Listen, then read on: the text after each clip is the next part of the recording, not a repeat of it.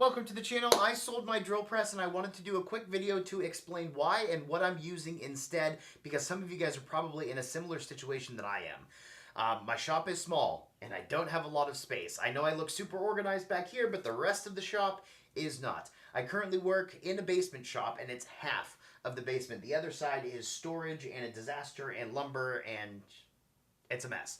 But this side of the shop, the working side of the shop, is also shared by a washer and dryer and my table saw with a big dust collection system that I need to tear down and make smaller because I'm mostly hand tools now. But anyways, all of that's to say I don't have the space for a drill press. Definitely not a floor standing drill press, and I didn't want to use up any flat surfaces for a benchtop drill press when I don't use it that often.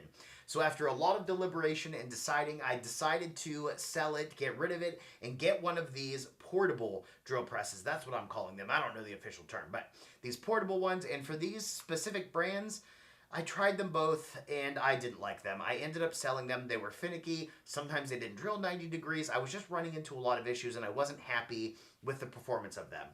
So, after a lot of deciding, a lot of watching a ton of videos and investigating and all this kind of stuff, I decided to get a red tool. So I got the Woodpeckers Auto Line Drill. Now this one is their 90-degree one. I rarely drill at any kind of angles, but I'm thinking if I need to, I can attach like V-blocks, take these rods off, and attach like V-blocks to this to tilt it and drill at an angle. But again, I don't need it that often, and this thing is doing everything that my drill press used to do, with the added bonus of it's small. These rods come off, so the profile is literally just this, and I can tuck it away somewhere and bring it out when I need to use it, versus trying to find where to store a big machine and then carry it out when I need it.